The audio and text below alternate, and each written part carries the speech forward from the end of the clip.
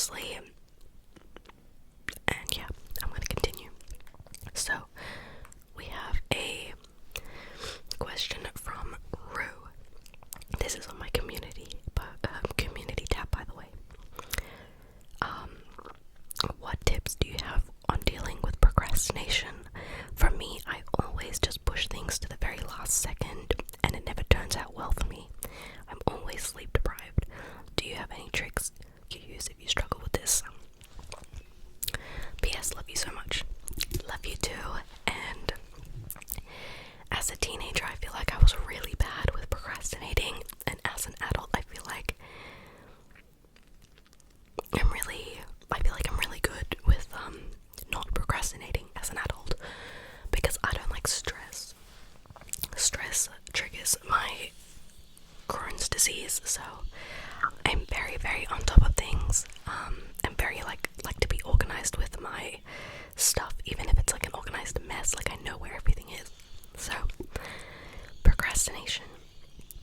I am a list person, whether it's on my phone on notes, where I make a checklist, or I have a notepad and I write down the things I need to get done. And there's something about crossing it off or ticking it off that is just like so satisfying. You know what? The way that I did the tick backwards is so annoying. Yeah. I think there should be like some sort of goal to get to at the end, rather than just like, oh, the goal is to just finish everything. No. Reward yourself. Treat yourself. Give yourself some sort of incentive. Like, for example, let's say I want a cup of juice or a bubble tea, but I'm not gonna get myself one until I finish all of my jobs. All I'm allowed to drink is water throughout the time I'm trying to complete the jobs. Just something like that. Anyway, I hope that helps. Set up like a schedule, or if it's for cleaning, maybe set aside a certain time you want to spend cleaning, and don't like do it all, or like set aside, that's so hard to explain, like set aside a certain amount of time you want to spend on it per day. Yeah. Okay, the next question is about living with your partner. Any tips on living with your partner about anything really, like the splitting of chores, time spent together,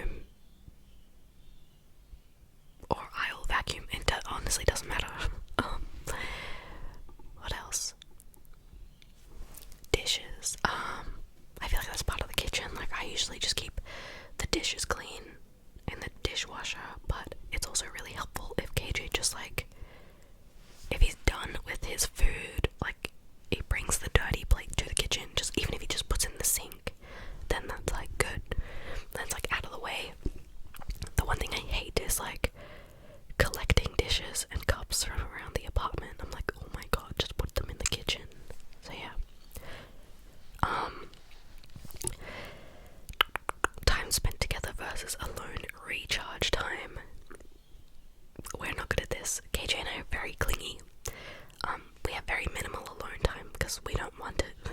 But yeah. Maintaining a good level of surprise and fun in the relationship. Yeah, like once a week you guys need to be doing something if you want to maintain that, even if it's like something that isn't very costly. Like if you've got a printer, then you have paper. Have an art day, literally draw things with a pen, or like that thing where you like draw one line and then the person like has to draw another line and you make like a artwork together. Or like if you both have like a double income, you could like make a savings thing to like save up for a trip and then plan a trip and then make like a little itinerary thing. Yeah, I don't know. Date night needs to be a thing though. What else? How to deal with their annoying yet harmless habits.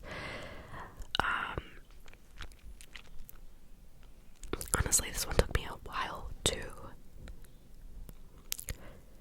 get used to, because KJ does this thing in his sleep where he grinds his teeth. It's so bad. He has a mouth guard now, but oh my god, so bad. I couldn't sleep because of it. I feel like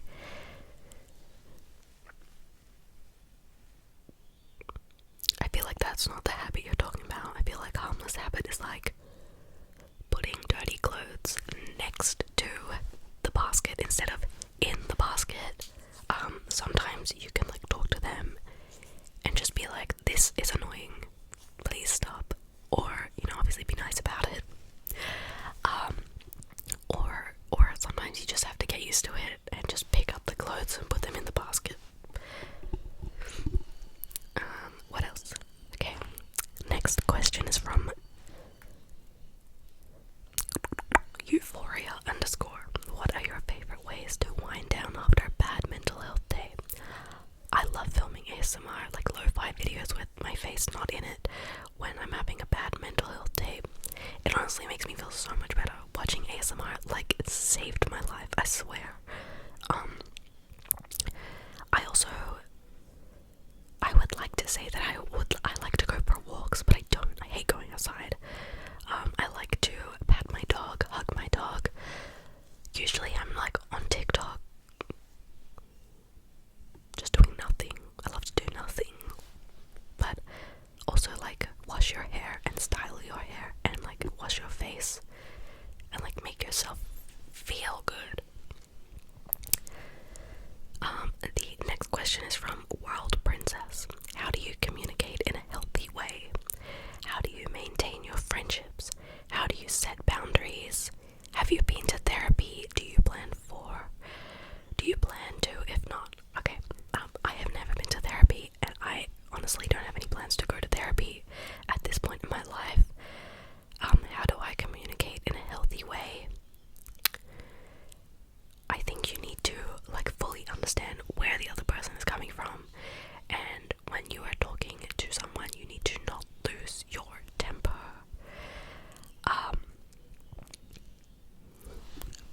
But also like keep being honest, but not like passive aggressive. Yeah, hard to explain. How do you set boundaries? How do you maintain your friendships? Boundaries is just literally a conversation that needs to be had. It's a very important conversation, and maintaining friendships is honestly hard. I'm not a very social person, but I do have friends, believe it or not. I feel like checking in with your friends is really important. Seeing how they're doing like mentally is very, very important. And I feel like that is the best way to maintain your friendships. Like instead of just talking about yourself, talk about them, ask them how they're doing. And if they're not like reciprocating that, and you're being like, how are you? And they tell you how they are, and they don't be like, and you, don't waste your time. Close that chat. Don't waste your time. If they don't care about you, they're not your friend. Okay. The next question is from Cabello. Hi Jade, I know you're in a relationship with KJ and everything. Bracket, I love you guys. Close break up, especially if it was a long-term relationship. Okay, this is gonna sound so typical and so cliche, but keep yourself busy. So my last relationship, it didn't end badly, it was very mutual. I feel like by the time the relationship had ended though, I was already over it. So I wasn't like upset. It was more like I felt lonely.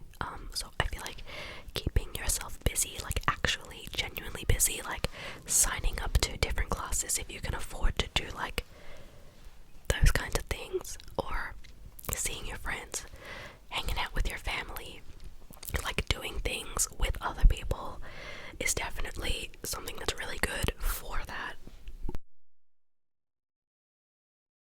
Sorry, it's really hard to like whisper this entire time. Next question. How do you stay motivated, especially when you are in a situation you don't want to be, like a job you have to do because you need financial stability? How can we manage passion and profession?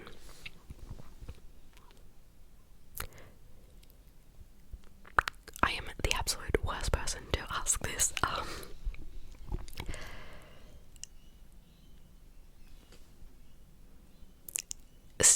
By staying motivated, you need to be doing something you love. You are not going to be motivated if you're doing something that you hate doing. But then there's the whole financial stability thing. Okay, so I had a job one time in a call center and I absolutely hated it. I lasted 3 months and I walked out. I would never ever do that before. Like, I would always hand in like 2 weeks notice and be like, I'm sorry, I can't work here anymore, like I don't like it. But I hated it so much that one day I waited for the manager to come in and I was like, this is my resignation, and then walked out. I didn't actually do that. I wish I did. I was crying. I was having a panic attack. But yeah, I couldn't do it. I was full-time. I was on like a pretty fine wage per week, and yeah, it was fine. But the job was horrible, and that was how I was paying rent and bills, and I literally just left. And luckily I had savings to lean back on. But I left, and literally within a couple of days I found a new job that I absolutely loved, and that was the last job that I had to leave because of Crohn's disease. And I had never been more motivated to do that job than any other job I've ever had, besides obviously YouTube, if you want to count this as a job. Passion and profession, balancing that. When I was working, I was also doing my channel, and you make time for your passion projects. You make time for it. If you really, really love it and you really, really have passion for it, you make time for it, and who knows, maybe it'll take off and then you'll have the option to leave your job. Yeah. Okay, this next one is trigger warning, body dysmorphia. Okay, so this person says, I've got really bad body dysmorphia. Do you have any tips on how to improve it? I'm currently in anorexia recovery, so my body image sucks right now. Okay, I've never had anorexia and I've never been diagnosed with body dysmorphia, but I am like 85% sure that I have body dysmorphia, but I'm not diagnosed, so I'm not self-diagnosing. I honestly have no idea how to answer this. I feel like I can't answer this because I have never been in this situation. I feel like the most important thing you need to do I feel like the most important thing you need to do is talk to a professional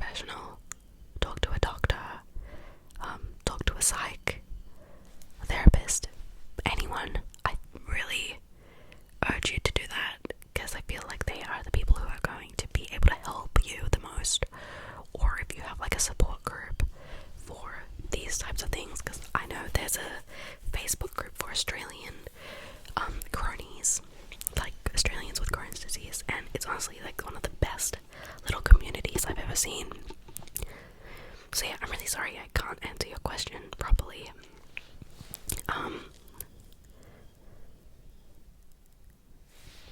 Okay, the next one is very similar. I'm 13 and I've recently been struggling with my body image a lot, like about my big bust, weight, height, etc. I'm getting depressed by thinking about this stuff. I hope you'll discuss it. That makes me want to cry. That is so sad. You are 13. I'm so sorry.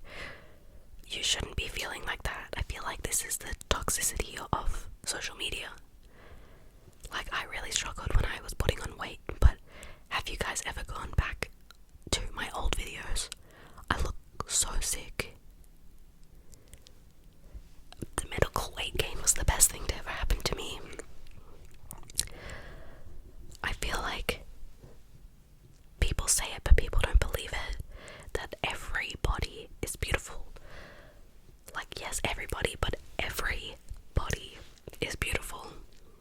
And I honestly cannot stress it enough. You are perfect the way that you are. And if you're an adult and you're looking at me like, how can you say that? You've got lip filler, blah blah blah. That was my own personal choice. I don't hide it. Yeah. I really honestly don't know how to answer these questions. I'm so sorry to anyone asking about this. Okay, I'm gonna move on. The next question is from Amanda. Do you still shop at Shein? I can proudly say no. I have not shopped from Shein I actually don't know how long it's been a while.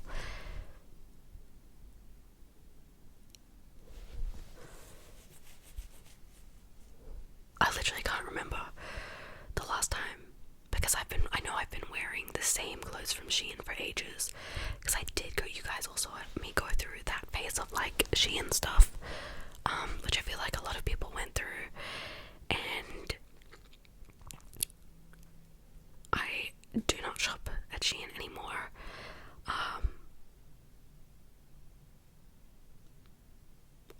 While we're on the topic, did anyone else see the documentary on Shein where the person went undercover? Where the person went undercover? That was insane and really sad, and if you don't know what I'm talking about, please look it up. Yeah. I definitely was not educated on fast fashion back then. I definitely have more to learn about it, but for the time being, I do not shop on Shein, and all the clothes that I have from Shein, I still wear, and I've got them, and I'm gonna wear them until they're like not fitting, or they're like broken, or yeah. And other than that, I'll probably make them hand-me-downs for people who want them or need clothes, or yeah. Okay. The next question is, what motivated you earlier in school? I'm now in my final year, and there are days where I feel great and I'm totally motivated, and some days are extremely bad and exhausting for me. In this moment, I feel like I'm giving up, so I really want to know, how was school for you, and what was the thing/person/goal that motivated you to keep going? In primary school, I was fine. In the early years of high school, I was fine. In senior years, year 11 and year 12, so bad. Motivation gone. Wanting to get good grades, meh, not important. And I feel like this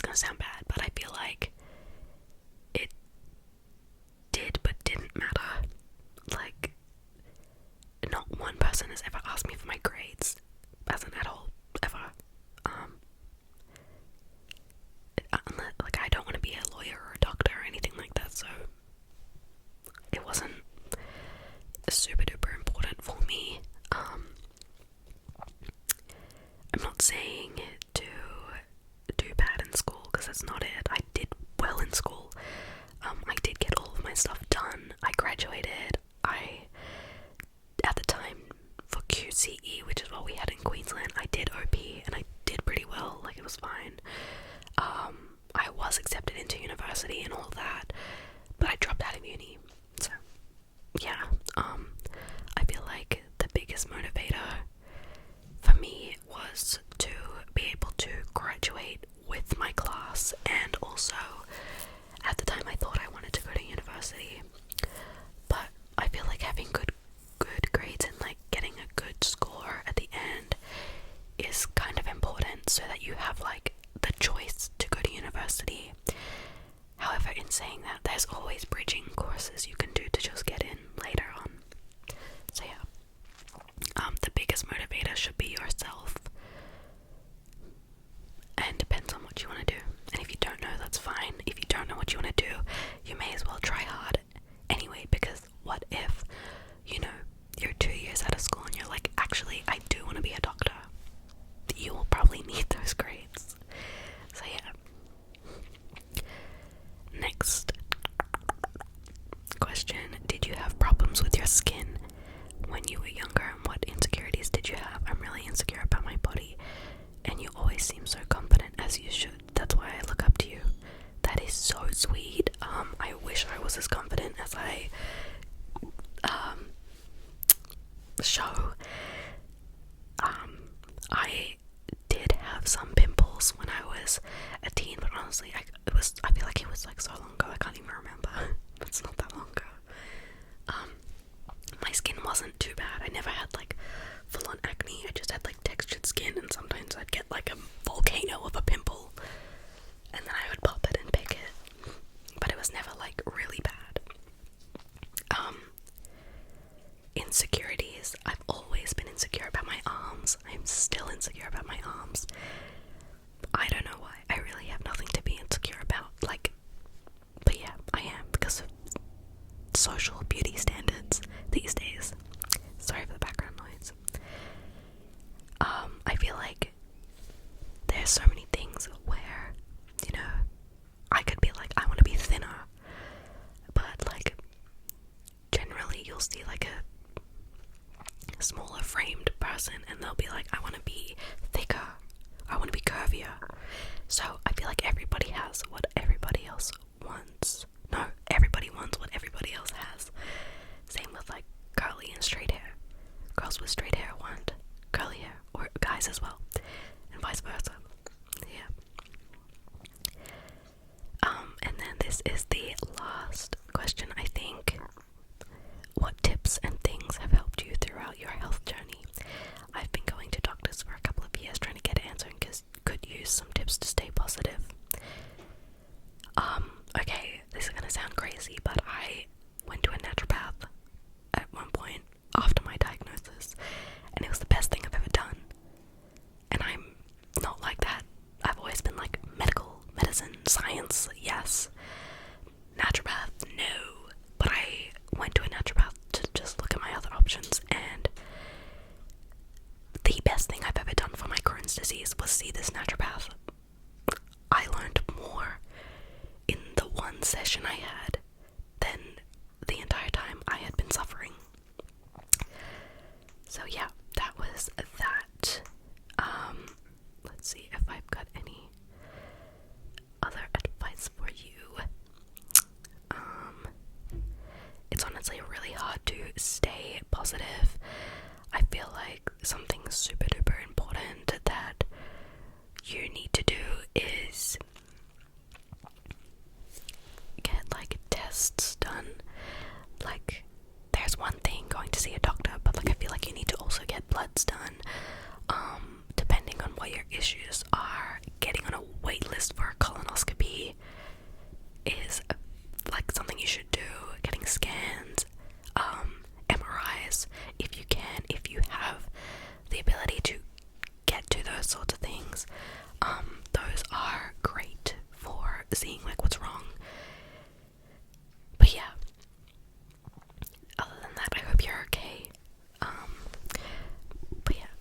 so that is all of the questions, and I hope you guys enjoyed this video. And if you didn't watch part 1, you should definitely